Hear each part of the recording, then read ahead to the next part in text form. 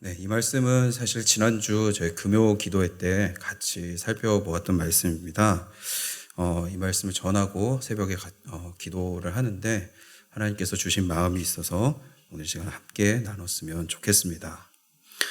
여러분 혹시 여러분께서는 이 성령이라는 단어를 들으셨을 때 머릿속에 어떤 이미지가 떠오르십니까? 아마도 한때 이 한국 교회 내에 불었었던 이 은사주의 운동의 영향으로 인해서 이제 성령이라는 이미지는 누군가는 날랄라 방언이라든가 통변, 신유의 은사라든가 막 이렇게 장품 같은 것들을 막 이렇게 싸대고 확 넘어지는 어쩌면 이런 이미지가 떠오르는 분들도 계실지 모르겠습니다.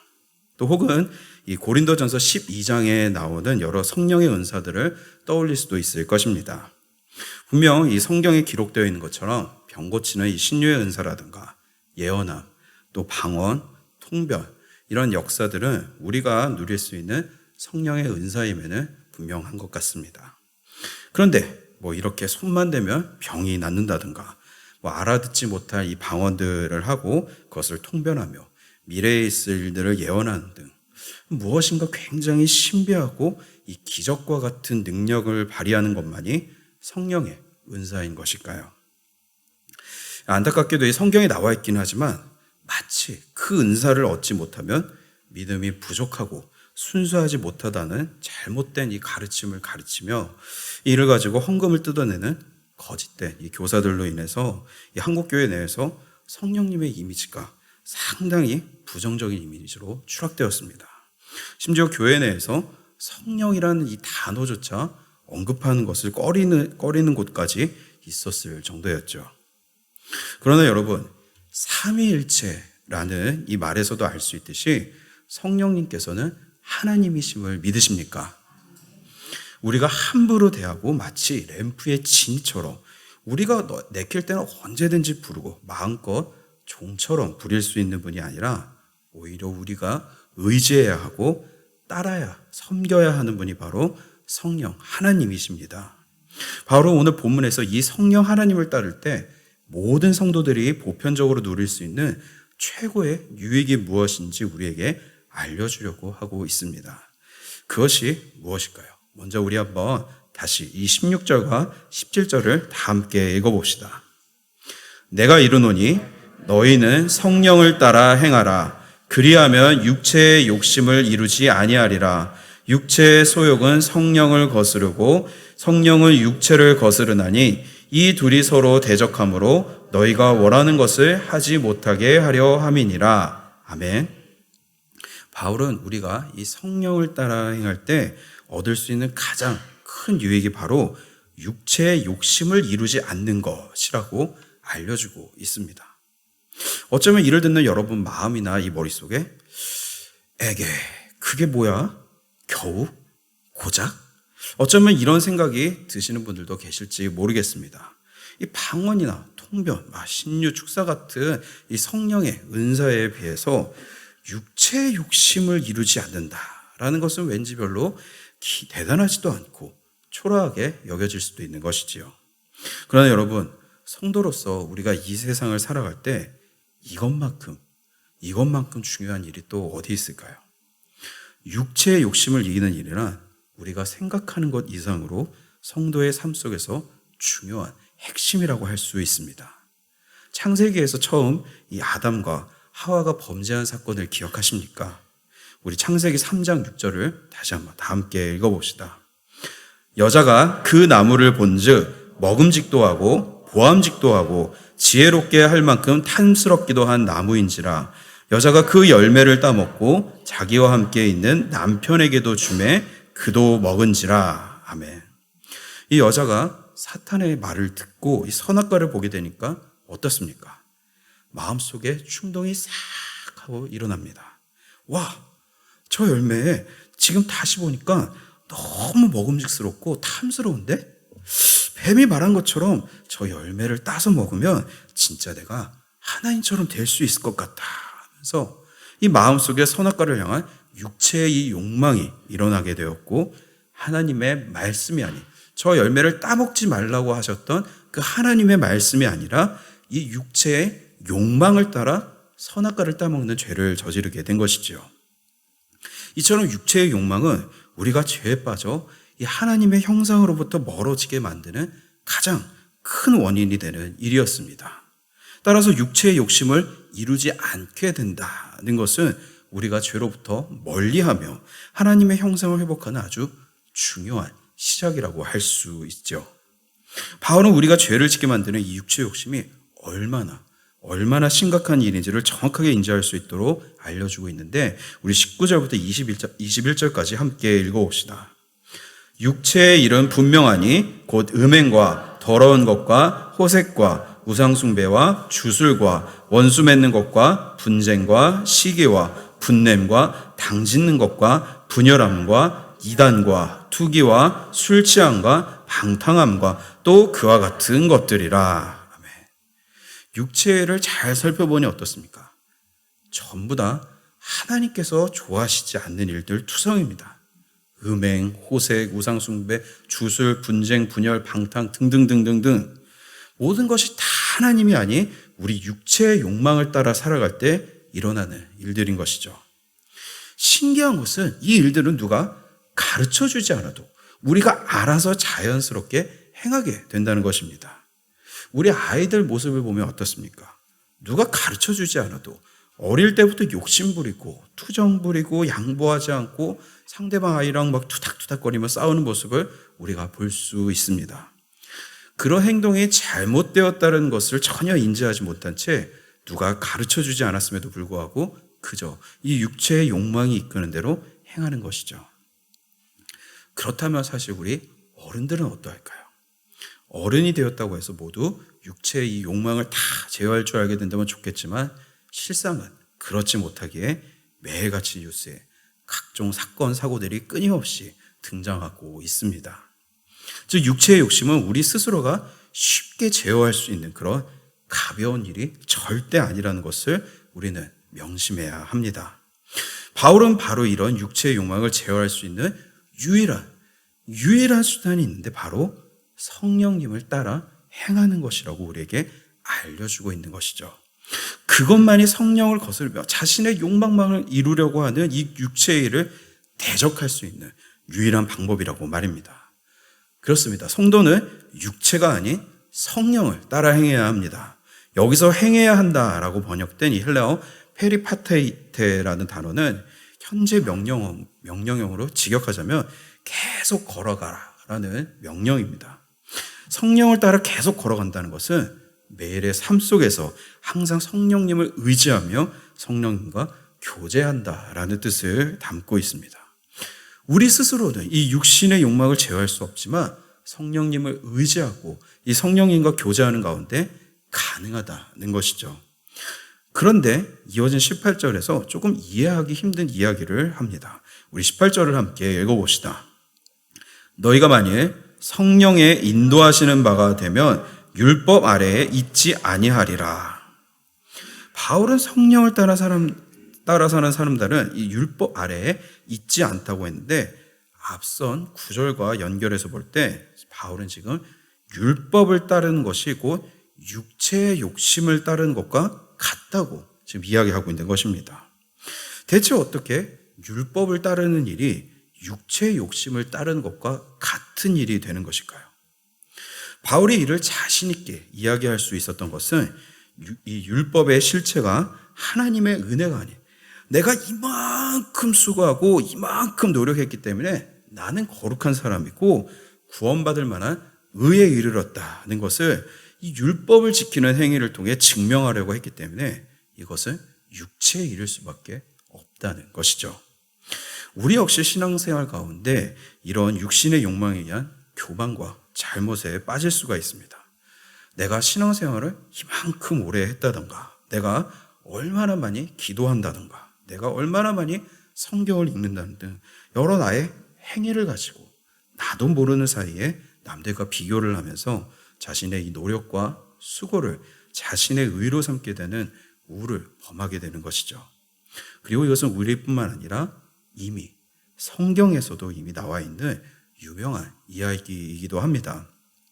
마태복음 19장, 그리고 마가복음 10장, 그리고 누가복음 18장에는 예수님을 찾아온 이 재물이 많은 한 청년 관리에 대한 이야기가 나옵니다. 한 부자 청년이 예수님께로 나와서 주여 어떻게 해야 영생을 얻을 수 있냐라고 묻습니다. 이 부분이 당시 유대인들이 어떤 생각을 가지고 살았는지를 잘 보여주고 있는 부분인데, 그들은 내가 자신이 무엇을 해야 영생을 얻을 수 있는가, 즉 행위를 통해 의롭게 될 수 있고 영생을 얻을 수 있다고 여겼던 것입니다. 바울은 바리새파 유대인 가운데에서도 엘리트 코스를 밟아왔던 만큼 누구보다 이 유대인 안에 뿌리 깊게 박혀 있었던 공로주의를 너무나도 잘 알고 있었습니다. 따라서 이 유대주의자들이 전한 율법에 대해서 성령의 일이 아니라 육체의 욕심을 따르는 일이라고 누구보다 자신 있게 이야기할 수 있었던 것이죠. 그리고 실제로 이런 유대주의자들이 전한 율법을 따라야 한다는 이 거짓 복음이 들어온 이후에 갈라디아 교회, 오늘 우리가 지금 살펴보고 있는 것이 갈라디아서인데, 이 갈라디아 교회들의 모습은 어떻게 되었을까요? 갈라디아 교회는 정말로 유대주의자들이 주장했던 것처럼 율법으로 인해서 구원을 얻기에 충분한 의로운 사람들로 가득한 그러한 곳이 되었을까요? 아쉽게도 전혀 그렇지 못했습니다.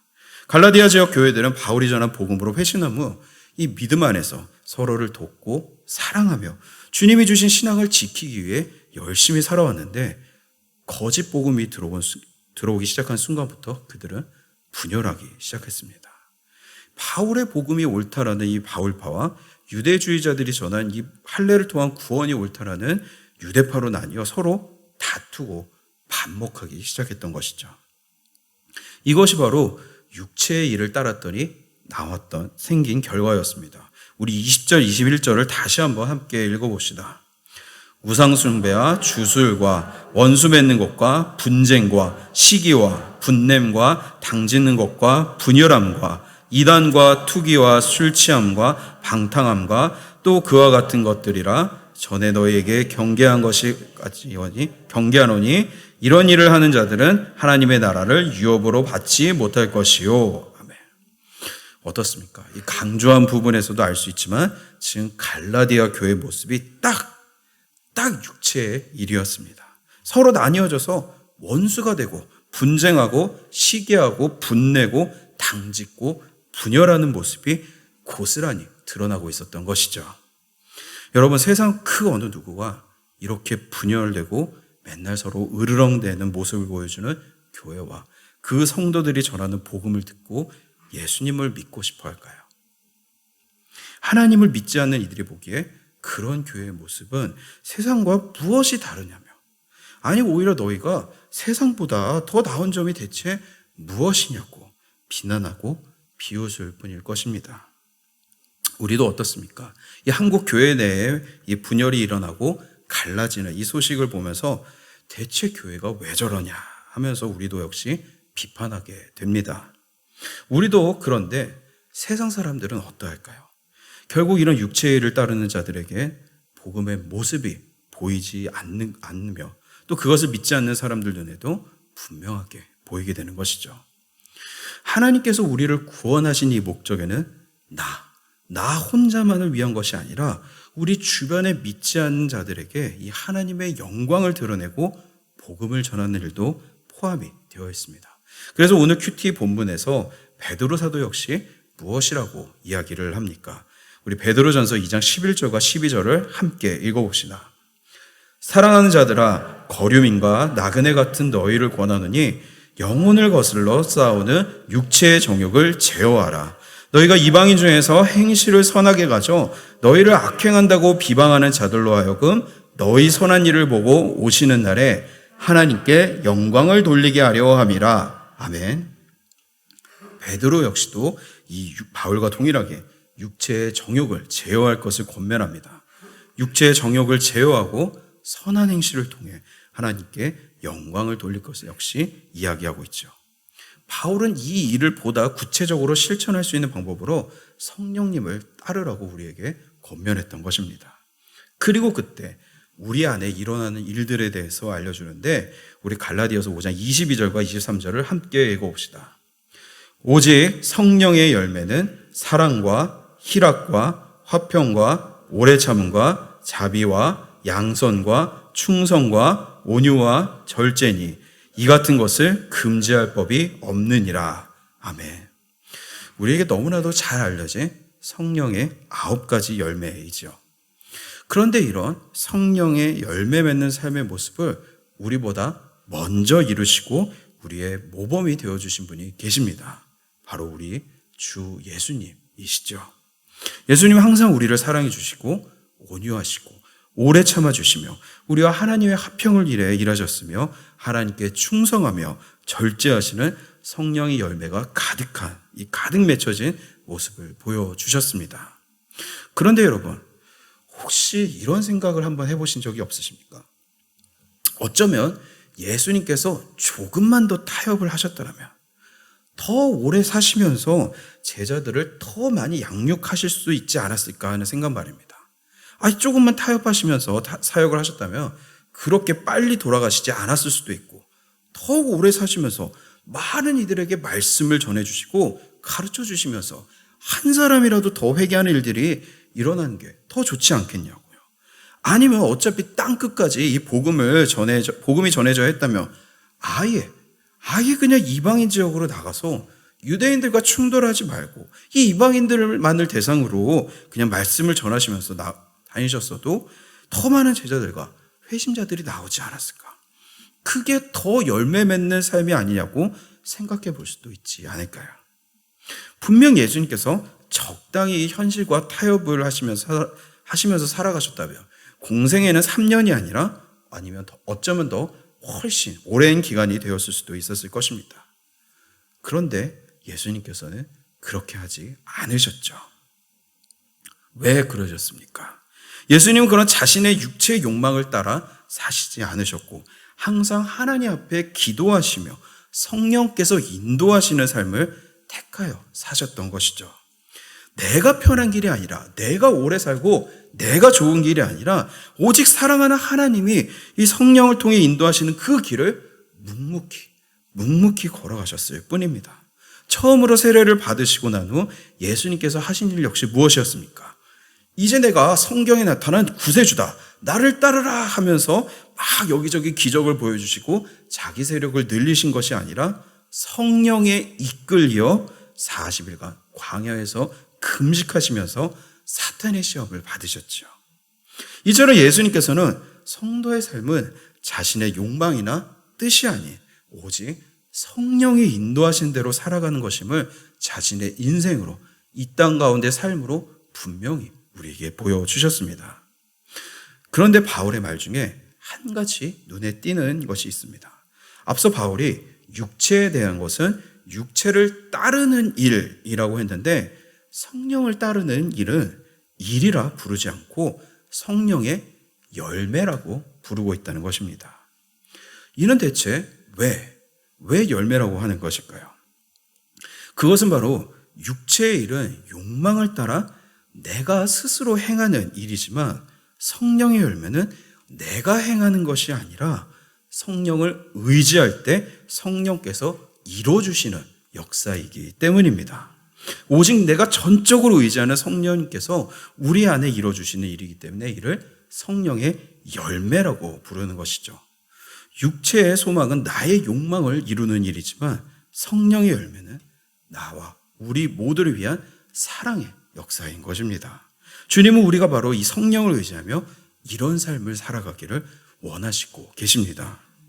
말씀을 마치려고 합니다. 지금 인기리에 방영되고 있는 이상한 변호사 우영우라는 드라마들을 아마 많이들 보셨을 것입니다.